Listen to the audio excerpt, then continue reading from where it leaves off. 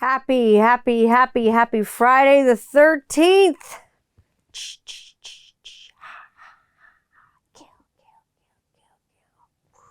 Ooh, Friday the 13th.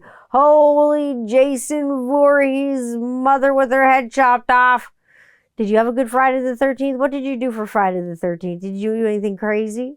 I mean, yeah, I'm sitting here like the Princess of Darkness, like Ozzy Osbourne had a kid, like another child, and it's myself. So yeah. Let's get into it. Welcome to a rebel-rousing week of 21st Century Rocker Mom podcast with me, your host, the Mixin' Vixen, the 21st Century Rocker Mom, the Princess of Darkness. Oh, shit, all those things. But also Tandy Candler here with you for another week of fun. I took a 2-week break. I'm doing these things bi-weekly. Next week, you're going to get another one out of this mouth because my 40th birthday is coming. We'll talk about that later. You're going to get the This Is 40 episode, and also a big giveaway is coming too. So all those things. So I'm your host with the most and some of my own ghosts. That's me. I'm here with you every week, and I'm here with you this week, and I'm glad to be back with you. I had a nice, like I say, it's nice to kind of take 2 weeks off in between, because then I can do content in between. You guys know what I'm up to, and I can kind of do the other things, like with the business and so and so forth. So it's nice, and I can do all my family stuff too. So balance is what I found, like Van Halen balance. Like balance is what I found in 2023. I'm finding a lot more balance, and it's good. Balance is good. What did you do on Friday the 13th? Did you do anything like funky, or did you just like sit down and watch the movies? Did you, like, I don't know, my teenage tradition? This is terrible. And I'm reading it off my notes because I have, we all get older. We have brains that deteriorate over time. My teenage tradition was going to like the cemetery to like smoke weed like at night on like Friday the 13th. Because like Jason was going to be there or something.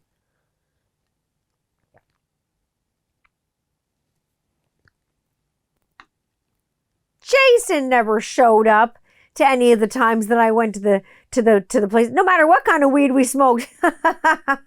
He never showed up. Jason did not live at the cemetery. Cemeteries aren't scary. Get over it. Come on. I know there are a lot of you out there that are afraid of cemeteries, and I want to know. I'm not like poking fun at all. I want to know why, because everything in a cemetery is dead. What's it going to do to you? Seriously, for reals. Like I don't know. I don't know, something about being teenagers, Friday the 13th, the creepiness of being in a cemetery, because when you're, that age, you think that it's creepy and goth and you're so cool, you're too cool for school, and you're hopping the fence over at nighttime being a bad, baby, and, smoking dope, with some angel statue or something, but then at that age, you also kind of want to scare the shit out of yourself. And it was achieved on many occasions with many a group of friends. Definitely, I say now it's more of a, like as an adult, it's more of a let's watch Friday the 13th movies and, reminisce about Camp Crystal Lake and laugh about funny things and, laugh about how funny like movies were. And, kind of talk about, like Rob and I'll like pick things apart and look at production values and just look at how things are released and look at budgets of films. And it's more like taking a trip to Camp Crystal Lake, where it all started. The Friday the 13th franchise was created by Sean S. Cunningham after, like, obviously the huge success of John Carpenter's Halloween in the late 70s with starring Jamie Lee Curtis. Sean Cunningham saw how lucrative this was, and Victor Miller wrote it. And of course, Harry Manfredini, who could write the music to anything that I would listen to, did the score for the original for it, and many of the other films too. So original was released in 1980. And it's like I say, it's about a group of teens trying to reopen an abandoned old summer camp that's been closed for quite a time. And little do they know, there's like a masked killer stalking them, and he's got a fucking axe to grind, and it's not even an axe, it's a machete. And Jason like moves faster than Michael Myers. That's why he was more scary. That's why people were scared of Jason Voorhees and all that stuff. Definitely, like I say, this camp's like being haunted by a murderer who's just picking off the counselors, not the campers, the counselors, one by one. Because why is he mad at the counselors? We'll get into that later. Jason Voorhees died at Camp Crystal Lake on account of those counselors. I'll say this is one of Kevin Bacon's, one of my favorite roles. And like in the OG, in the first film, which was a lot of y'all's favorites, Kevin Bacon like gets his throat like slit, and like the scene's amazing for like, number one, because it was before CGI and it was just like plastics and rubber and hoses and things like that. When you think about the actual how they achieved that effect, it wasn't as like magical as things look now, not as seamless, right? But is of the time, right? And that's what makes it cool. And it's like I say, like it's another masked killer, but this time he's faster.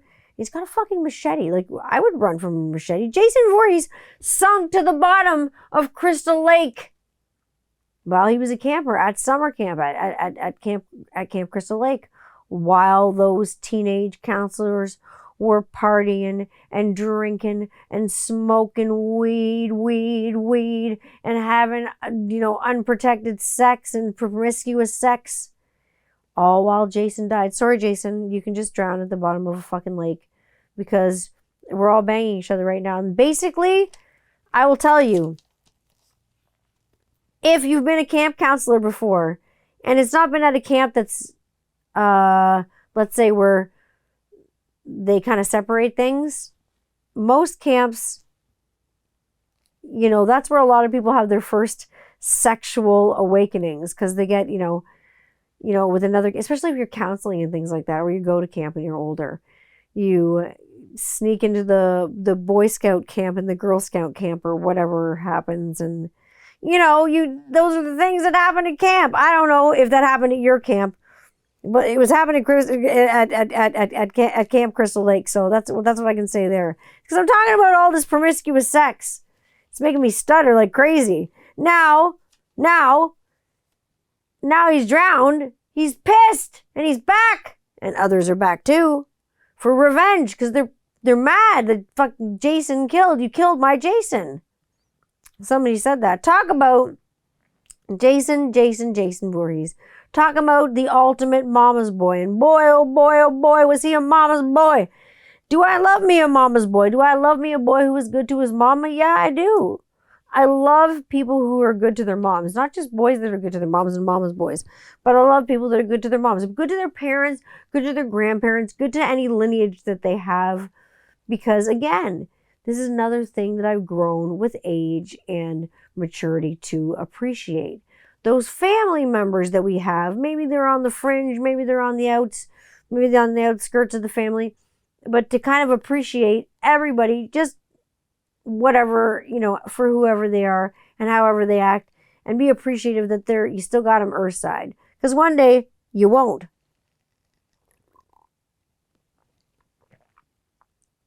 So I like family people. I don't know, it's a Freudian fucking thing, hating your mother. I found on my travels is that most people that are close with their mothers, and especially men, are respectful to basically almost any gender out there. I will definitely say that I found that in mostly like in men, like all sexual orientations and backgrounds. Anyone that I know that is identified as male, that has a good relationship with their mother, and is generally really good to people that identify as any other gender. It doesn't matter if it's male, female, whatever. You've got a solid thing going on with mom, generally you're a solid human being. Same with solid relationships with your dad. The more solid relationships you can have, the more solid you're going to be as a person. It just makes sense. I don't know, the Freudian thing and hating your mother and hating your parents, I don't know about that stuff. I know there are some people that have cause for not having relationships with their parents, and I understand getting rid of negative things and getting rid of toxicity and getting out those negative demons. I totally understand that. But if it's a healthy relationship with your parents or your grandparents or your aunts and your uncles or your cousins or your brothers or sisters or whoever, have it. If it's toxic, though, like any relationship, turf it. Get rid of it. Get rid of it. Throw it in the garbage. If it's toxic, there's got to be a mutual respect. Like I say, it refers to a softness. There's a softness. Don't get me wrong. I'm not talking about being soft here. I'm not saying you're soft and you're any less of a person or you're any less of a man or you're any less masculine for having these relationships. It's not like a weakness. Don't get me wrong. This is more of a mutual respect thing, I think, and it's more of an understanding, and I think it's a comprehension and a mutual understanding with communication, and I think that it comes with age, and I think that it comes with maturity, and I think it comes through experience. When you get the true knowledge through experience, that's how you gain it. You get the knowledge through experience, man. It's real. One day you wake up, and I'll tell you, I'm reading this. You realize your parents, they're just like you. Your parents are just people. One day you will realize your parents are just people, and they're just doing the same thing you're doing if you're a parent. They were just people, just winging it, doing the best they know how with the hand they got dealt. That's what parents are in essence. Everybody puts parents on this huge level and elevates them to this, godlike, pontificating status. I remember always still do. I want to call my dad for advice all the time. I call my mom for advice. I talk to my uncles for advice. Anyone who's older than me, I'll talk to them for parental type advice. But we're just people and literally hurling through space on a fucking giant rock. We're just people and we're just winging it, like I say, with the best way we can. When life's throwing us lemons, we're making lemonade. We're not throwing the lemons back at life. If life throws you lemons, you make lemonade. If you don't make lemonade with those lemons and you start throwing them back at life, you're going to turn into an asshole. Why throw it back? Just take it and make it into something cool. Maybe make it into a lemon meringue pie. Make it into some Van Hagar beard oil and beard butter and grooming oil and shave oil and pomade. I'll show you some things I got from Rockaholic going on later in the show. But I asked you, what do you think about Jason Voorhees' mom? Do you think she's Mother of the Year for being so protective over him? Or do you think she's the ultimate helicopter parent and she's because we all know what happened if we've seen Jason movies. And I reached out to you and I asked you, and you did not disappoint me, as you never do, with some of your favorite movies from the Friday the 13th franchise. I think there's 12 films in it. I believe it is a 12-film franchise. Like I say, I asked you what some of your favorites are. 12-film slasher flick collection. What is your favorite? There's also a TV series, and if you know the Friday the 13th TV series, this is why we are friends. It was an obscure, kind of spinny-offy TV series that was strange. We won't talk about that, but lots of OG lovers. You can't go wrong with the original. A lot of people saying you can't go wrong with the original. What's wrong with the original? Nothing. Nothing is wrong with the original, and I agree absolutely. Like I say, one of Kevin Bacon's my favorite roles, and also in Jason movies and Friday the 13th movies, there's a lot of tits and ass in those movies. So much TNA in those movies. It's insane. In the 80s, the abundance of tits and ass in movies just was something to be seen. It's still something to be seen. What can I say? You can't go wrong with the original. And the OG, that's absolutely right. Why wouldn't you start from the very beginning? That is an absolutely fine place to start when you're watching all the Friday the 13th movies. Other favorites? What's not to love? Promiscuous sex, partying, no parental supervision, doing whatever you want, staying up as late as you want, having all the groceries you want, whatever you want. Sorry, Jason. Sorry, Jason, you just have to drown. unless no one's watching you. It makes me terrified to send my kids to summer camp. Fuck me, that's crazy. Ugh. You know, I'd say burn rubber, but I don't think one condom entered that camp. It was all hats off to Larry in Camp Crystal Lake, definitely. When in doubt, cover your sprout, okay? I'm selling a clean show here, people. I'm not selling a family show. Fuck no. I'm definitely not, but I'm selling a clean show here. Be careful. When in doubt, cover your sprout. You're getting it from me right here. I'm not giving you medical advice. I'm just telling you, fucking don't be stupid. Don't be stupid. Lots of favorites, like I say. So no condoms entered the camp, but there was a lot of entering going on. Not just Jason's machete entering people's throats, but so much, like I say, sex. Teenage sex in 80s movies, especially 80s horror movies, is just one of those things that's there. Here are your fave. Like I say, lots of OG fans. A lot of honorable mentions were part 6 for Jason, and also Jason Lives. My favorite, personally, is number 7. 1989 had the release and saw the release of New York Has a Problem. Jason Takes Manhattan. And I do love New York City. It's on a boat. And it's Kane Hodder Jason, which is the best Jason in my opinion. Kane Hodder is a fucking badass beast. Part 4, Part 2, Part 7 were mentioned, like I say, in all these places.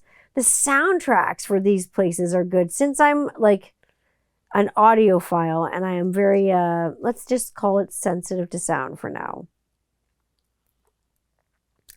Maybe I'm a neurodivergent nerd, but I love the soundtracks of these movies. Not just the ones that are made by Harry Manfredini and they're composed, but the ones that are like the 80s music and they're of the time. And when you hear them, like that's 1989, like captured in a little bottle. So you got a little fun soundtrack from it. Like a Jason movie was released like every year. It's ridiculous for that franchise. You just go bing, bang, bong, bang, bing, bang, bong. You're just out like crazy. It's like a xylophone. All the way up. But people also love, like I say, all these things that happened in the 80s. So good. Each installment, like I say, really captured the decade. And captured each year of the decade in the 80s, which is crazy because, like I say, each year another movie was being made. They had the money for it. Even the 2009 Friday the 13th had like Night Ranger on it with like Sister Christian. Solid sound design and sound tracking and soundscaping with this kind of pot-infused drunken splatterfest. Someone's always like stoned and getting like fucked up. And that like makes me crazy. I mentioned that in this episode I would mention the devil's lettuce. I would talk about the devil's lettuce, the left-handed cigarettes, the jazz cabbage, the stickiest of the icky, the marijuana, cannabis. We're going to talk about weed. Why not? The amount of pot smoking in 80s horror movies almost rivals the amount of sex and like sucking face. So much weed smoking. It's actually amazing. Someone's always got a joint twisted up in their pocket. And this is something that I noticed while I was doing rewatches of like Friday the 13th movies. I'm like, wow, everyone's like always stoned. Which I'm saying like it wasn't legal in the 80s, obviously.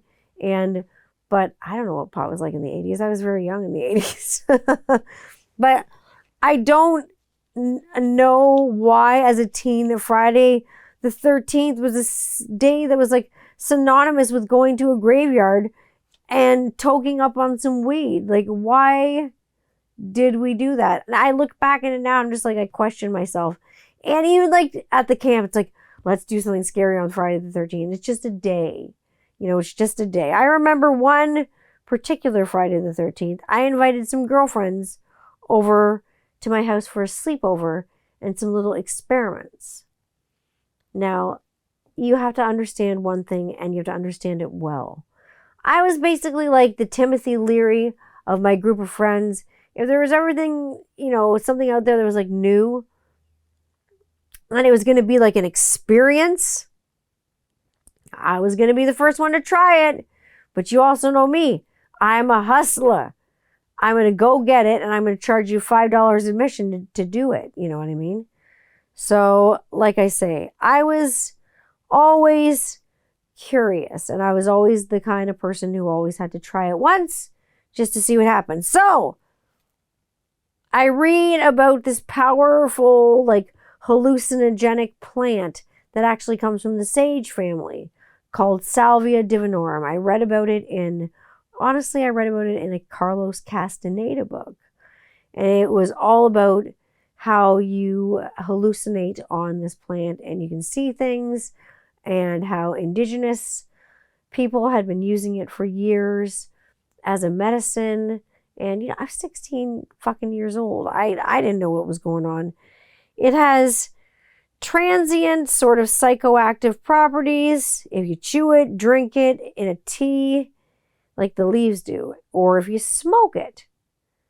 So the leaves contain a very powerful opioid, like the kind of compounds that will induce hallucinations. So it was Friday the 13th. And so if it's Friday the 13th, why not trip your fucking balls off? Why not? So that's exactly what we did. So I gathered a gaggle of girls that gathered in my mom's basement. My mom was at work. She was working like 5 to 9s. And I charged them each like $5. I went downtown to go get this shit, like a High Times, like head shop store. It had just become legal at the time. I don't think it's legal anymore because it fucks you up. And it should only be for like hallucinogenic things that are like ceremonial and cultural. This is not like just go and do this recreational drug. This is like a sacred plant, and I found out the hard way. So we get downstairs in my mom's basement, and we're passing this like pipe around that someone, my friend, had like made me. He'd gone down to High Times, and it was a pot store that we had in our city, and he made me this pipe out of different pieces of metal. He's actually a guy that I know, and he owns like a health and wellness company too. He made me this hash pipe, and he gave it to me, and I used it to smoke this stuff. So I'm passing this pipe around with the girls, and I get one big hit off of it and pass it to the next girl. I'll tell you, it tasted like shit. It absolutely tasted horrible. It just tasted like burnt everything. Just burnt leaves. Like burnt leaves in autumn. If you're burning leaves after you've like made a pile or something like that. Anything like that. Just when you get smoke in your face. Not nice campfire. Like sweet smokiness. This was not like that. It was bad. So I'd always been a business boss bitch. So everyone was sitting there with their $5 entry fee obviously in my pocket. And I had to sit there with this circle of girls as they were tripping their balls off. One girl took a hit and she was like, I can't feel my arms. Another girl was like seeing things. For me, I was frustrated because nothing was happening. I'm more of a heavy hitter with that kind of thing. So it didn't really hit me like other people. I have different receptors in my brain thanks to a really cool car accident. So that said, this hit me differently than it hit those other people. But I'm saying, like, one of my friends was like muttering idiotically to herself in the corner. No one had fun. And then the fucking power went out. It was so funny because like I was sitting there like calm, which was not really my typical teenage way. All the girls were fucking screaming. And it's a good thing my mom wasn't home. I don't know where my sister was. Maybe she was at a friend's. Maybe she was with my dad. I don't know. Who knows? But it was just me and these girls on a Friday the 13th screaming our heads off. They were, because the power went out of my house. It came on within like 20 minutes. It was like just a blip, right? Just a blip in the little power grid. But it induced some screaming. The moral of the story is hallucinogenic things can go really wrong. They can really foul up your mind. You can have something called an ego death. It can really fuck you up. So I don't endorse the use of that stuff. I mean, if you're going to do it, if that's your bag and you're not going to listen to me, and you're going to do it anyway, because I know some of you are just like, fuck you, Tanya. I'm going to do this anyway. I don't give a fuck. Do what you want. I don't promote your lifestyle. I promote mine. And I'm not saying you should follow mine. It's just what I do. I drink coffee. I ain't no angel. So like I say, however, more is not better. Microdose. I'm going to put it that way because I'm going to tell you a story about that after. Where less truly is more. Less is more, people. And I'm going to tell you why. Less is more, people. I'm telling you that. Again, the choice is yours. The choice is all yours. But I'm just sharing my personal trauma with you. I'm sharing my trauma. We're sharing. We're talking to each other. Another weed-related trauma. Here's a question. Here's a question that I actually got in DMs. Can you overdose on marijuana? Can you overdose on weed? Can you take too much pot? What is too much pot? Can that happen? Well, let me tell you a story. The short answer is no, you can't overdose on pot and die. But it's also a roundabout kinda. You can't die, but you'll definitely feel like you're dying if you green out on cannabis. Let's talk about the worst green out ever. I'm telling you, let's have a chat. Have you ever greened out? People that are cannabis consumers, people that consume that Mary Jane. It's the last dance with Mary Jane. Was it the last dance with Mary Jane for you? I know people that have eaten too much and puked their guts out. I have heard horror stories about greening out. Let me tell you. You ever taken a little bit too much? You ever take a little too much of a toot off the joint and they freaked out a little bit? You felt like you maybe needed to go hide in a corner? Well, I know a lot of people who have. This is usually something that happens with edibles. Things that are made with marijuana or a marijuana byproduct that have a lot of THC in them. They're highly concentrated and they're in a small amount, so you want to eat the whole thing. Usually, you want to divide them, but if you're not experienced with them, and here comes the story, you can have an experience. And it happened to me. I had an overdose of marijuana. This was a long, long time ago, but I have, let me tell you, I've suffered with chronic pain for years since I was, 20. When I was 20, I was in a really bad motor vehicle accident. Some of you know that, some of you don't. I got hit by a transport truck and I got kind of smushed and it kind of screwed up my back forever.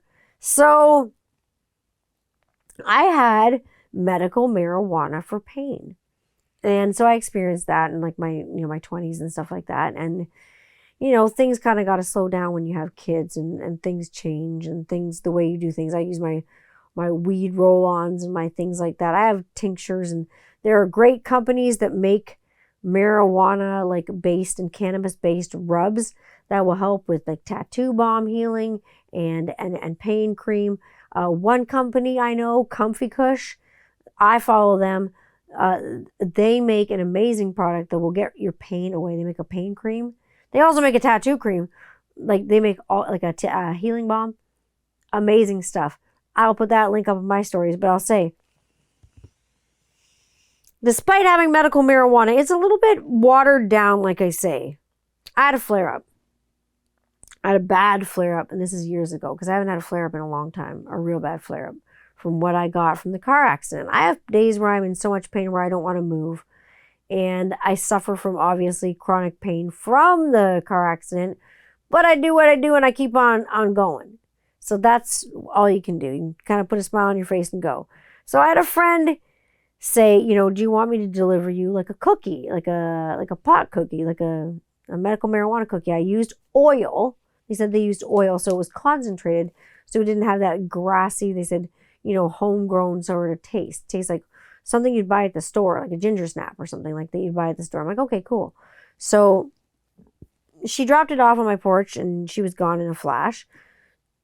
She dropped me off this bag of pot cookies. I put them promptly in my freezer up high and stuff like that. Just in case. This is before, munchkins were running around. And still, in case a munchkin came over to my house, I didn't want them to reach on the counter for a cookie and take that. So I didn't get the instructions that were on the bottom of the bag until fucking Cookie Monster fucking ate the entire cookie. She'd wrapped them in cellophane things, so they were individually wrapped. And on the bottom of the bag that she delivered it in, it said, split these cookies into fourths. Take a quarter and, hold on to your hat. I ate an entire cookie. Dude, no. It was not a good experience. I couldn't even talk.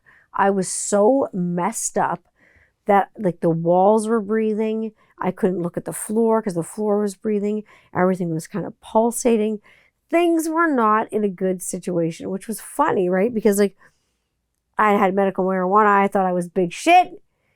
Turns out I was not big shit. You don't eat the whole cookie. You don't eat the whole cookie because you green out. I went on the fucking green out roller coaster and it was absolutely fucking horrible. I was fucked up for 8 hours and nothing would make it go away. I tried all the old remedies like drinking orange juice and having vitamin C tablets, but nothing made it go away. So it sufficiently, like I say, it scared the shit out of me. Now that we're through that horrifying experience, I got to share a joke with you. I heard a joke this week. I actually heard it from my kids. This is so fucking funny. To me, at least. Maybe it's a dad joke. Those, dad jokes. But there is one gentleman that I follow on the company and on 21st Century Rocker Mom, my podcast, Instagram. And he has some of the funniest dad jokes I've ever seen. I think I'll put some of his dad jokes in stories because they make me laugh so hard. And his name is Chris the President. And if you follow him, his dad jokes are hysterical. So here is a dad joke from my kids. My son said that he told his teacher this joke and his teacher cracked up. And the joke is this. Why are chickens so funny? Because! Oh my God. And then he said that his teacher cracked up and he totally put two and two together, with the eggs and cracks and chickens. And I was howling, I was rolling on the floor laughing. I don't know how kids can be so funny, but they are. So there's the dad joke of the week from my kids. They're so funny. So, oh God, other things, like dad jokes can be misconstrued. Some people think that they're silly. Some people think that they're funny. Some people don't think that they're funny. Just like the number 13. Some people think it's lucky. Some people think it's not lucky. Some people think it's the worst thing in the world. Some people think it's the most revered thing in the world. And it's really important to their culture or their religion or their background. There are all kinds of things going on with the number 13. And I told you, we talk about the number 13. Do you think that maybe on Friday the 13th, I thought about sacrificing and drinking the blood of 13 virgins, but I couldn't find 13? I could find a couple, but I couldn't find 13. What's with 13 anyway? Now 13 is the 6th prime number. It is. Catholics identify with 13 because of the Virgin Fatima, who supposedly appeared on I think it was a wall or something in 1917, but she would appear on the 13th day of every month, but she appeared for 6 consecutive months. So at one time, Catholics revered 13 as being extremely lucky because of the Virgin of Fatima. And also, there are 13 Tuesdays of St. Anthony, and obviously the Feast of St. Anthony. So if you're Catholic, most Catholics believe that 13 is actually not bad. Some do think it's bad because some Christians in Christian belief, not just Catholic faith, Christian faith, the Last Supper, there were 13 people at the table, and Judas Iscariot was one of those people. He turned his back on Jesus, and he was, the traitor, right? And so some people consider 13 unlucky because of that. But there are many reasons why. There are good reasons for both sides.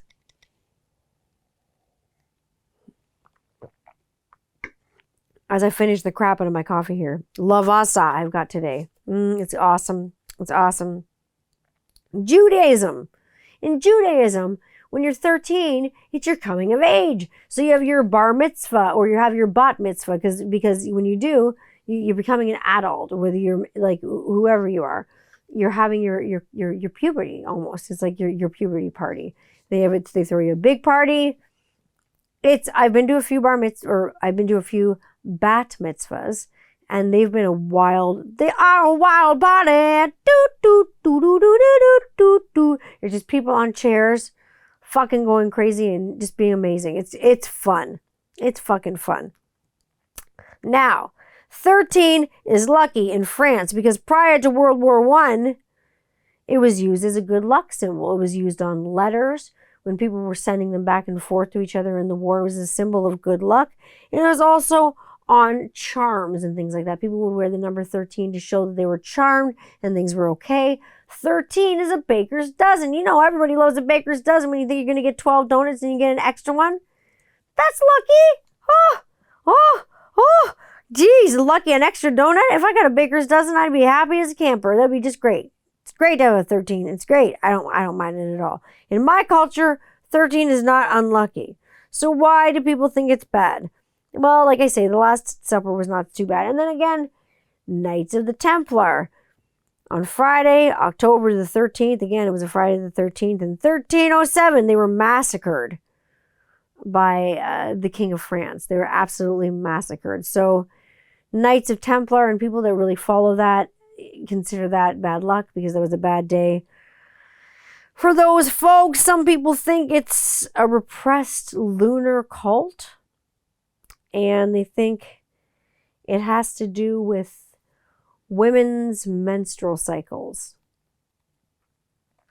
Google that one. You'll have fun with that. Have you ever been to a hotel that has like a 13th floor or anything like that? I have.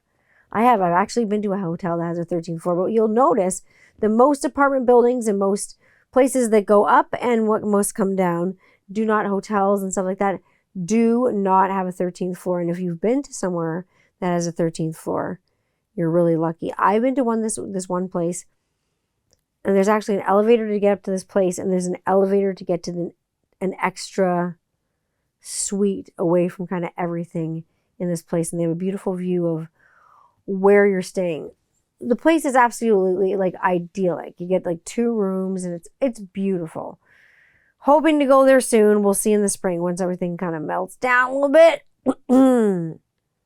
Like I say, when was the last time you saw that button, a 13, on an elevator? Think about it. When was it? Speaking of things that are going down or up, I guess, things that are going down is I send videos to people a lot, just like I send voice notes, because sometimes I can't type because of my arthritis. And it is what it is. And I'm obnoxious. I'm loud, but I send videos. And I always send videos when I'm excited for people. So I send videos and people are like, oh my God, so basically I do cameos for free. We discovered that in the last couple of weeks that I do cameos for free. So should I get a cameo? Would that be funny? Would you want a cameo? Do you think it's a fun way to connect? I don't know. I don't know if I get a cameo. I think it's for me, I think it might be a little bit silly, but I think I could have fun with it. Who knows if I'll get a cameo? Whatever. Because like I say, I often send videos and they're like encouragement things. And I don't charge any money for them because they're just something I do. But I don't have a cameo yet. Should I get one? We'll see. Now, Friday the 13th. Let's get back on the topic of Friday the 13th. Some people headed to Port Dover, Ontario, where there's usually a huge rally for motorcyclists and people that ride bikes and bikers and stuff like that. And people get all up in a huff because they're worried about bikers and organized crime. And the bikers kind of get a bad rap, and it sucks because most of the people there are just people that like bikes and stuff like that. It's really, of the very few and far between that I see where it's bad. But so some people like have a gathering of people. They don't make trouble. There's, kind of, no negativity. They're there to look at bikes and talk to each other. And it's kind of like a brotherhood, sisterhood sort of thing. And it's a group of people that just hang out together. So that is another thing that went down here. That's what happens in Ontario, at least for Friday the 13th. So many different things happen. Now, I'll tell you, speaking of taking trips to places, on the next episode, we're taking a trip because it's my 40th birthday. So why wouldn't we take a trip somewhere weird? I'm going to take you on a magic school bus type trip down an orifice. Now, I've already had a colonoscopy for my age. I'm not taking you down that orifice, but I'm taking you into an orifice, into a part of my body, because I'm 40 years old. And when you're 40, you start having those weird, I will be 40 years old, you have those weird tests. You start having to have those tests that are, uncomfortable. Like I say, I've done the colonoscopy. These are the tests we get as we age. So this will be another orifice. Getting older is weird. It's weird for me because I have had a lot of friends pass that have been young. So it's been really strange to me. Getting older is weird because, like for me at least, the goal is getting older. Especially with seeing so many people my age just drop like flies. And it's tragic to see so many people pass away young. So yeah, getting older is the fucking goal. It's the goal of life, is getting older and aging and taking it gracefully. If you can. And speaking of getting older and going too young, Lisa Marie Presley died on Thursday. She passed away. I had said to someone, I had mentioned to someone, I was chatting with someone, I said to them, I think Lisa Marie Presley is going to pass away. And they said, what makes you think that? And a few hours later, she had passed on. And it was really sad for me because, really, talk about a family that has had its share of bad luck. Holy shit. I really think, and I really truly believe that she died of a broken heart. She's with her son now, and I think that may be able to let her soul rest in peace. I know she has other children that she left behind. But she said herself not too long ago in an interview that was hard for her to go on day to day, knowing that her son was gone, and she's being laid to rest with him, obviously, at Graceland. And it's tragic. She died of heart failure and stuff like that. I think her heart just stopped beating. I think she died of a broken heart. I truly believe in that. I truly believe in dying of a broken heart. Loving someone so much and losing someone and it hitting you so hard that it kills you. It just absolutely eats you up inside and you die. Like a friend was saying to me, like Anna Nicole Smith. She lost her son and she couldn't take it anymore. She had a brand new baby girl and everything like that. She should have been celebrating that and trying to live through that, but she couldn't take it and her heart broke. And that's how things happen. It's too young, because they say that Elvis himself, he had a lot of tragedy. He was a twin and his twin passed away. They never got over that. His twin passed away in utero. He experienced the loss of his mother at a young age because of alcoholism and then again heart failure. And then he never really got over that. He was quite young because she was in her 50s. And then after his own struggles, alcohol and drugs and eating and partying and, all the things, all the struggles, he died himself. He dies at age 42 of a heart attack, just heart failure. You know what I mean? Because of the life, man. Because of the life. Sometimes you live by the sword and then you die by the sword too. And he's had his share of really bad luck. And then 2020 comes along, and then Elvis's grandson, who is Lisa Marie Presley's son, Benjamin, who, like, it was strange how much he actually looked like his grandfather and Lisa Marie Presley, because she really looked like her dad. He died of suicide. He had major battles with addiction and mental health problems, and he passed away of suicide. And I don't think she ever got over that. And I don't know, and I can say this as a parent, I don't know how the fuck you can. I don't know how you can.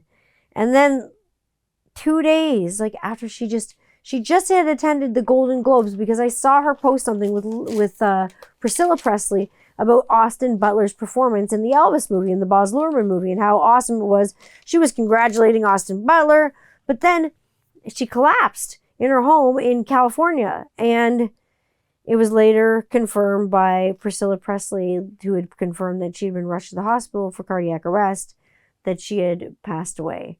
And it wasn't too long after she had gone to the hospital that she did pass away. So that one definitely, really, really, definitely fucking hurt. I will say that.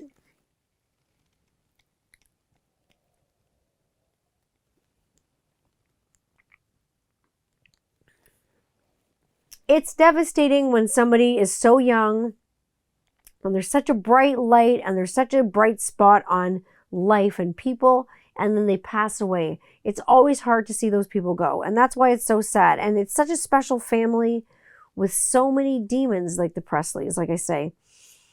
I hope she's with her dad now, and she's with her mother-in-law, and I hope she's with her son, and I hope she's at peace, and I hope she's found the peace that she sought and that she was seeking. I hope that, we all find that peace. We all deserve that peace. You all deserve your peace. We all deserve that. I was talking to a friend about that the other night. Don't let anything interfere with your mental health and your peace. If it's going to disturb your mental health more than it's going to, fuck with something else, don't even worry about it. Don't even, just let it slide off your back. Use your brain. You know what I mean? Don't get, thrown around and governed by your own emotions. Let it go a little bit. Let go and see what happens. Good things. We lost Jeff Beck as well earlier this week. And like I say, most of you know Jeff Beck is kind of like a solo guitar player. And people know him, from the late 70s and the 80s. But I grew up with Jeff Beck as, for your love, do do do do do do do do do, for your love, with with the Yardbirds, because obviously I grew up with the British invasion and things that my dad would play, because my dad loved the British invasion, and he turned me on to the British invasion. Also, he turned me on to guitar-driven artists, and the Yardbirds were, and they are, and so is Jeff Beck. And so I have lots of solo albums, and I also have Yardbirds albums. So I've been listening to that, and I listened to a lot of, thinking about guitar-driven albums. I listened to a lot of instrumental albums. I listened to a lot of instrumentalists, people that just play their instrument, and they're the master or the mistress of their craft. And especially like guitarists and stuff like that. I'll just listen to something that has no words, it's just guitar. Like Joe Satriani, for instance, or something of that nature. I'll just listen to it because I want to hear the instrument, just to hear the instrument. It's nice. It's nice to just hear those little bites and things like that. It's good. Like I say. Now, I will tell you, I'm going to let you know that it's time for another segment of Beards and Bitchin'. And it's brought to you by my partner company, my other company, Rockaholic Grooming Company. And we're going to be talking about things that are bitchin' this week. And what are bitchin' is? What's bitchin'? Reviewers. I said I was going to review the review of the reviewers. It sounds scarier than it is, and it sounds like something that it shouldn't be. But it's not scary, it's not mean, it's not bad. So it's nothing scary. But what bitchin' is, reviewers are bitchin'. Why do we need reviewers? Why do we need reviewers? Why should we care about what someone's saying when they review something? An objective review is important. I was watching a video the other day from a reviewer, and they were saying that when they're putting a product in their beard and they're testing a new beard oil, or they're a new product or a mustache wax, whatever it may be, any grooming oil, when they're putting it in their beard in any capacity, they want to make sure that they try that product for at least a certain amount of days there aren't any other products in their beard, and that they make sure they give it a solid go, 5 days at it, and make sure to see how their beard likes it. Some beards like it, some beards don't. You know what I mean? Depends on the product, depends on the person. Depends on what their skin likes, what their beard likes. Some people's beards like a whole ton of castor oil. Some people's beards are like, no, thank you. It depends on you. It depends on what you're also doing with your beard. Are you in the elements a lot? Do you have the wind blowing on your face, on your beard, on your mustache? What's going on with you? I don't know. But like I say, that's how you can do a bitchin' review. That's one definite way. That video was right on. I think I'm going to put a link up to that video because that video was right on about how you can do a really good review. Do it objectively because that's how you do it. Use that product only for however many days, it is. And you can't do a review on a product and know anything about it if you use other products with it. How are you going to do an honest review of it? Try it. See what you think. I think it's good advice. I think that's great. Also, since I opened this has been like a thing. This has been a total thing. I send my stuff to certain reviewers that I've had, convos with. They've reached out to me. They have bought things and said, oh, hey, things like, hey, I'm buying X amount of things, and I'm going to do a review. I'm like, oh, hey, let me give you a code.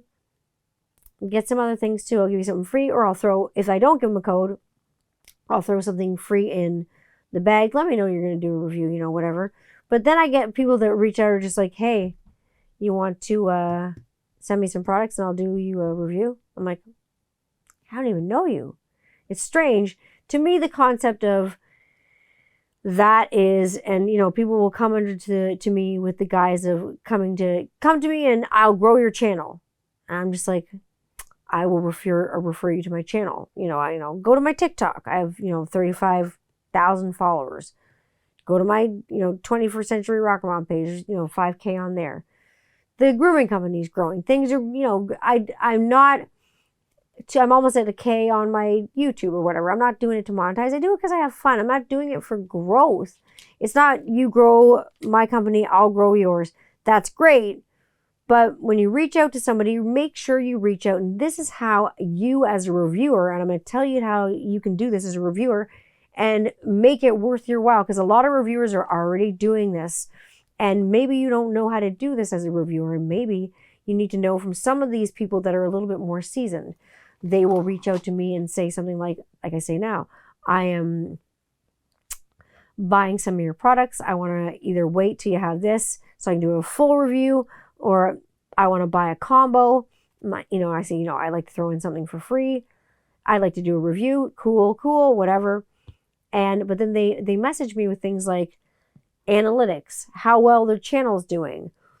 They have things like production value. I like when people review products, but I also have a standard, and it's not being bitchy. Having standards is not being a dick. I don't want something that looks like shit representing my product.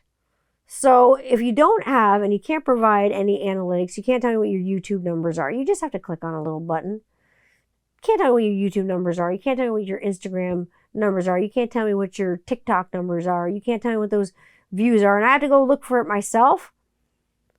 I'm probably not going to be as apt to send it out to you. But if you reach out to me and you're like just really real and you say, hey, I'm going to buy some of your stuff. I want to do a review. I'm going to wait till you get mustache wax out, or I'm going to wait till you get butter out. What would you recommend? What do you think? Wait till I get more products out and then do a full review, whatever. And I'll send it. I always put something extra in the bag. I will say that too. Same with flash sales. We just had a flash sale for Friday the 13th. Everybody who bought Friday the 13th, anything on Friday the 13th, got an extra free 1 ounce bottle of oil. They also saved 20%. So thank you, obviously, for that's what I do for the clients. I want to tuck something a little fun in your bag because I want to have fun with this company because it's fun for me. So it's going to be fun for you. So happy Friday the 13th. So if you want to do a bitchin' review, do a bitchin' review. When you want to ask for products, don't just come out and say, hey, do you all want a review? And do you want to send me some free products? When it's someone that you don't know and it's Joe Schmo off the street. And it's daunting as a company owner. I'm just like, and why should I send you free products? I don't know you. Your account will be private. You'll have 0 followers. And then I go to your YouTube and you have like 0 followers. You don't have any videos. I'm like, what are you going to review? Where are you going to review it? You know what I mean? I see people that are doing active reviews and I send them some shit. And then I see people that, you know, are doing so many reviews that it gets lost in the shuffle. I think there's also a balance to how many reviews you can do. And if you're posting reviews so often, you're getting companies mixed together. I think that's also really hard. Space it out. Space out your content. Don't flood people with content. Don't overflood people with content. It's a lot. It's a lot to handle. It's a lot to see. So I will tell you, that's how you can do a bitchin' review. That's how you can get yourself some bitchin' products from some bitchin' companies. And that's how you can establish a good relationship with them. Don't say, hey, send me some stuff for free. Hey, like, let's actually like have a conversation. Call me on the Instagram phone. I've had company owners and other company owners, we call each other back and forth on the Instagram phone and we talk to each other on Instagram chat, and it's easy, it's nice, it's no drama, you know what I mean? It's those kinds of things. If you want to do that kind of thing, reach out in that way. But show me what you got, what you really, really got. I want to see what you got. Speaking of numbers, I think a product you will all appreciate is a facial hydrometer or a hydrometer, however you want to call it, however you want to pronounce it. It measures in percentages the amount of moisture in your skin, and it also measures the amount of oil in your skin. So you can do it before or after you put on beard oil. It's good for beard growth. For me, I use it with hyaluronic acid because I like to keep my skin nice and plump and fresh, and I don't want any lines in it. So I use hyaluronic acid. So I test it before I use the hyaluronic acid, and it was like something, the moisture level of my skin was like 17%. The oil was like low because I had just washed my face or whatever. I left it 20 minutes with the hyaluronic acid on there. Left it for 20 minutes. The moisture in my face went up to 54% with the hydrometer. It was amazing. And you just kind of put it to your face. It looks like a little thermometer and it tells you. So if you want to know what's going on in your beard and you want to know how much like hydration is actually in there and how much it's soaking it in or how much it's just sitting there or it's in the skin, it's a cheap little thing you can buy off of Amazon. I'll post one. I don't get any money for link affiliates. I'll post one that works for like myself and one that works for like Rob because for his beard. I'll post one. You can find or like the links to them in Amazon so you can find one that works for you. And I'll point out ones that work, and I'll put like a page of like, maybe 6 of them. Pick your favorite, one and get one. And they're fairly inexpensive. You can get them for under $30. Find out what's going on in there. Find out how much moisture it is before and after. So like I say, I did it with hyaluronic acid, but you can do it with oil. So like I say, wait for that 20 minutes and see what happens. See how much moisturizing you are. And see how much moisturizing you're having. See how much moisturizing you're actually doing. Are you doing yourself like a favor with these products? Or are you doing yourself a detriment? Are you stripping the moisture away? Do it after you've had a shower and use a certain soap or a certain wash. See if it's taking the moisture away. See what's going on. See if it's actually moisturizing you. See what's happening. Towel dry. Don't put the heat on it. Just towel dry and see.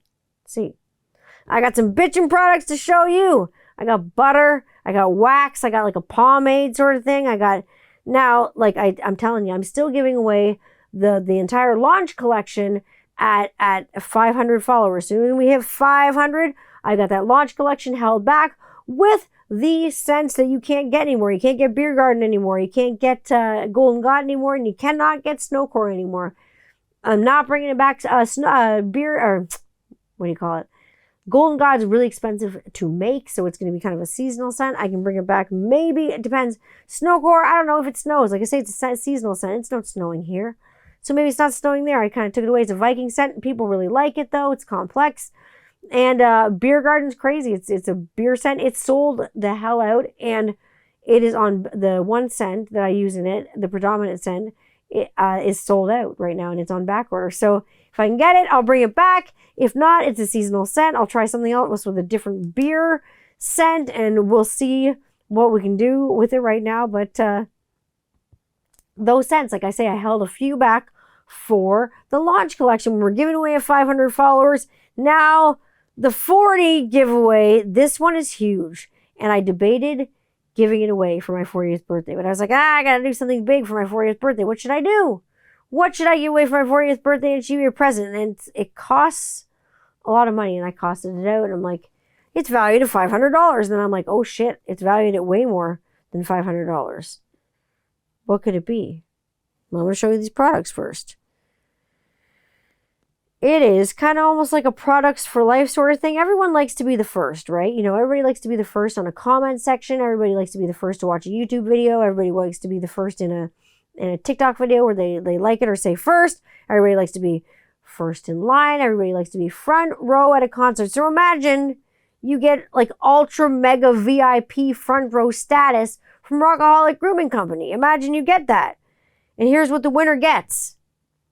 You get a collaboration with myself and yourself. And we collab on a scent and figure it out, put the labels out, and we release it. So that's number one. You get a collab. So you're going to get a collaboration. So it's any scent. We're going to go for it and do it together. You get an exclusive sneak peek for like kind of first tries. Imagine, if you will. You know, OnlyFans? Imagine only beards, okay? And this is what you're going to get with the Rockaholic Grooming Company. Not just for beards, because people are using it in their hair. Girls are telling me that they're blow drying it through their hair and they never had softer hair. Same with me. Same with the conditioner that I'll show you that you can't get, but maybe you will, because you're going to get exclusive sneak peeks and first tries on all releases. And now, when I say all releases, this is kind of crazy, because you'll be trying things before they're out to other people. So the scent, like I'm making like Ultimate Sin, for instance, you would have it by now in your hand if you won this prize, because you'd have it like months before anyone else is going to get it. So you get first access to swag, and I will put I'll put a box for you together on your birthday and put, you know, things in it every year, you know, a little something like that. But then also you get kind of access to things that are showstoppers. So I make a lot of products that I do not list on the website, but are used and are sold. And it's mostly a local thing. So you'll get first access, and this person who wins, whoever wins, gets first access to the products that I only sell in like kind of markets and stuff like that. So I make colognes. In big fat glass bottles, and they're very expensive to ship. And so I make colognes. They smell amazing. This one's actually Captain's Blend, and it smells fantastic. But I only sell them at markets. But if you are the kind of person who wins this kind of thing, then you'll be able to get those kinds of things in the mail. You'll get exclusive things that they're showstoppers that I would only show at a show. Things like, and this is one that I use a lot, like leave-in. And look at that. It's nice and thick. Leave-in conditioners for your beard or your hair. You can shower it in your hair. This one's called Tropical Pop. It's got some fizzy pops and some lime and some orange creamsicle in there. And it's really nice and kind of tropical. That's something, again, I only really show, like, I do it a show because I'd sell it a show. I got pomade for your hair. If you want to put pomade in your hair and you want to keep your hair nice and slick, I've been making pomade for my son because he loves pomade. Pomade, again, I don't know if I'd sell it on the website because, you know, I got the new scent going on for Ultimate Sin, like I say. And if you won this, you already have by now. And it's beautiful. It's a great scent. I love it. I can't stop using it. I've got the butter. And let me show you the butter because I want to show you the melt. Whoa, that's on tight. So you'll be able to get this butter very soon. It's been, like, obviously used a little bit by my lovely husband. And this is the one butter that I made for the Ultimate Sin collection. And I just put it on my hand. And it melts nice and fairly well. And you rub it in. There's no graininess. There's no grittiness. It smells like... It's amazing. It's very, very masculine, but it's very, very, like, amazing. Now I'm going to smell like it, you know, all the time, but it smells amazing. It smells lovely. So anything, like I say, it's a very dark, dark scent. It's very cologne-y. It's really smelly and really pretty, but I've been doing other things like, for instance, mustache wax. And why would you not want mustache wax? This one's called Cookie Duster. I did like an oatmeal cookie and a chocolate chip. I did like a bunch of them. I sold a bunch of them, and they've been going away. So mustache waxes, those are coming out. Butters are actually coming out. Mustache waxes, they're coming at you. This one is one that I would only like sell at a market or sell, here, because I can't ship it across the border, because it's actually like it's a growth serum, but it's more of one with different herbs and things in it. And I've been giving it to Rob to use specifically, and it gets rid of graying, and it's used, basically there's a ton of things in it that will make your beard grow. It's not a magic formula or anything like that, but it's things that are vitamins that'll make it grow. So if you can be on this side of the border, I can get that to you.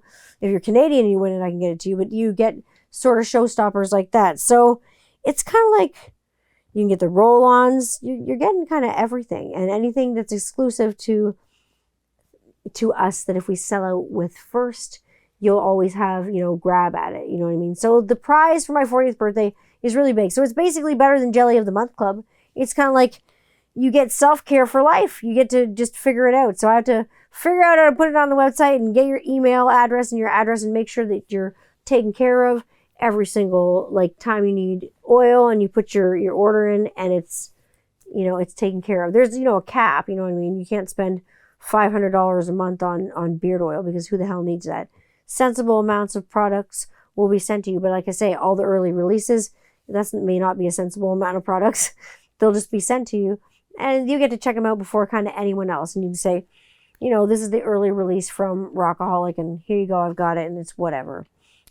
So I hope you win. And there's been a lot of entries. I think there's over 380 entries now on the site. Keep going until my birthday. Maybe something with the custom when we do it together and you win. Maybe it'll be something that you dreamed up, a custom that you've always wanted. I've got hundreds and hundreds of scents for you. So I've done crazy customs. Maybe it's something that you are afraid to try. Maybe it's a really weird custom that no one wants to do with you, and it's really specialized. I have a special formula for patchiness, like I say, to encourage growth. That's not available to the public yet, but this person will get that. So I will get it to you. All these products, like I say, have been tested. They've been evaluated. They've been reviewed, as well as rocking the SDS sheets, which is important, which are the former MSDS sheets, material safety data sheets, and making sure you have your hazard sheets, knowing how many drops of what are in what, knowing what oils you use, knowing what carrier oils you use, knowing what temperatures you use, knowing what kinds of personal protective equipment you're using. Just having those sheets in your possession to make sure if you ever had an allergic reaction or you had a problem. People are supposed to test it on their skin first, but just in case, have that stuff written down at least somewhere, so you know what the hell is going on with your business. Just ensure your safety, your safety, the client, and then ensure the company's safety. So make sure everybody's protected. We want products to exceed people's expectations. At Rockaholic, we want them to exceed your expectations, and make sure again that you're safe and happy in the process, and make sure that you're kind of getting what you pay for. Because you're gonna have hard earned money and you're gonna work hard for it, you might as well be getting what you pay for. And first of all, you took me up on the Friday the 13th flash sale, which was really cool. So I want to thank you, and by thanking you, all of you are getting excellent extra 1 ounce Rockaholic grooming oil in the mail with everybody who took advantage of the Friday the 13th Jason Lives sale on Friday the 13th. You saved 20% and you got yourself a little gift in the bag. There'll also be some retail shops in town that are popping up that'll be carrying it. Look out for kind of barbershops and breweries kind of thing. And they'll have some stuff. And again, come visit me at a local market. I'll be popping up before you know it, some local markets, because it's market season. Because I know it's January, but everything here is melting. So it's market season. And like I say, I'm releasing that Ultimate Sin. You saw me smell it. You see the look on my face. It looks really good. And I'm still trying to iron out the details of a kind of a beard fest, sort of music fest. Like I said, Wayne Stock, almost like beers and beards sort of thing. It's a thing. So we're going to do that, like I say. Anyway, so that's kind of all on beards and bitchin'. Like, what can I say? How to make a bitchin' review. There's some bitchin' new products coming at you. And a bitchin' prize, like I say, for my 40th birthday. So with all like the 300 and 400 entries, I'm going to put them on a giant ass wheel, and then I'll make a video and spin the wheel, and the winner will be announced in the win, and I'll tag them. They don't have like a time to collect their prize or anything like that. Like, if you win, you win, as long as you're following the company and you shared it. And I made, note of everyone. I wrote it all down and put it in the computer, like who shared it and like who followed it, who's actually following the company, the people who tagged it, how many times they entered. Because if you entered it 80 times, your name's up on the wheel 80 times. That's how it is. You got all those entries. So good luck to all of you. Like I say, good luck. You take the good, you take the bad, you take them all, and there you have the facts of life. The facts of life. We all need a Mrs. Garrett, don't we? We all need a cheering section, like someone who's just like cheering us on and telling us like we can do whatever we want. Did you watch The Facts of Life as a kid? It's kind of like the tamer version of Yellow Jackets. I'm just kidding. No, but we all need a Mrs. Garrett. If you watch The Facts of Life, you know what the hell I'm talking about. We need someone who's a cheerleader in our corner. And I find that I've been having a lot of that lately, and it's nice to have a cheerleader in your corner and people in your corner, people that encourage you and are nice to you. It's good, and it's nice that you're nice back. So you know what you kind of like give is what you get. I will tell you that. It's not a resolution. It's just common sense. So like, I like to be people's Mrs. Garrett and cheer them the fuck on, because that's the facts of life. I'm rewatching Yellow Jackets because that is going to re-premiere in March. I'll obviously be doing a Yellow Jackets episode because it's getting culty up in here. And you know how much I love to talk about cults? Like, I mean, look what I'm wearing. This is a bit culty right now. It looks like something I would have worn in the cult. My love of country music. Holy moly, holy Jesus, holy Christ. I love country music. I love me some good old country music. And I listen to a lot of it. Like, what can I say? And what lit it on fire was me watching the George and Tammy Wynette HBO smash George and Tammy. And honestly, it broke my absolute heart. It totally shattered me in half. And it was so good, though. It was absolutely so good. Oh, she stood by her man for so long. But like I say, heartbreaking, heartbreaking, heartbreaking. So good, though. And that lit my fire for the tears in my beer that is me listening to country music and stuff like that, and rap, which is hilarious. Country music and hip-hop. I don't know how they go together, but they do. But, so listening to Tears in My Beer, George Jones and Tammy Wynette stuff. And like I said, I've been listening to country superstars lately. And then I caught a rather strange documentary that really caught my attention on Netflix. And it's on Netflix right now. And what is it called? It's called The Hatchet-Wielding Hitchhiker, I believe. The Hatchet-Wielding Hitchhiker. It's the weirdest fucking thing I've ever seen. It follows this guy. And he's like a hippie dude with like a bandana on, like, wild hair. And he's transient. He's between homes at this moment. And his name's Kai Lawrence. And he's a hero, apparently. A seemingly like bright, kind of transient hippie guy who saved a life of this lady in this car. He made this man crash the car. And then apparently he like clubbed him over the head with a hatchet and smashed him with it and became a hero because he saved this lady's life. Or did he? That's where this fucking documentary takes a fucking crazy ass turn. This one's fucking crazy. And this guy was Canadian too. He is Canadian. He's actually Canadian. And this shit makes Friday the 13th look tame. I cannot believe the turn of events that this took. I really can't. He actually achieved some real internet stardom, like in success, before it all came crashing down on his head. Now this kid, like I say, he's in prison. So watch this doc. It's wild, wild country. It's wild. It is absolutely nuts. So, The Hatchet-Wielding Hitchhiker. Look for it on Netflix. Oh my God. If you need to know where you can find me, you know exactly where you can find me. I'll be here next week to celebrate This Is 40 with you and me. We'll be here talking about that. I got guests coming on, actual guests, because I got off my lazy ass and decided to set up the guest studio so I can actually have guests. So there we go. Guests are coming back for realsies. You know where to find me. You can find me on Instagram at 21st Century Rocker Mom. You can find me there on TikTok. I'm back on TikTok. I'm not doing the same thing. I'm doing different things on TikTok. You can find me at 21st Century Rocker Mom. Same thing. If you want to find me on YouTube, you can find me at Tanya Candler Channel. And just hit the subscribe button if you're there, and then you'll always find me on YouTube, and you won't have to look very far. If you want to find me anywhere you're streaming your fine podcasts, you can find me. Just stream 21st Century Rocker Mom podcast. You can go up to the link tree in my bio on my Instagram, and you can find me anywhere I am. You can find the Rockaholic Grooming Company anywhere on the internet. If you want to order yourself some grooming oil, you can find it in my link tree also. Anyways, you can find me here with you next week. I'll be hanging out with you, and we'll talk about all things 40. We're going down a hilarious rabbit hole. You're not going to miss this one. And right after that is the big 40-year giveaway. So it's kind of like, Grooming Product of the Month Club, just for you. All right, stick around, and I will see y'all next week.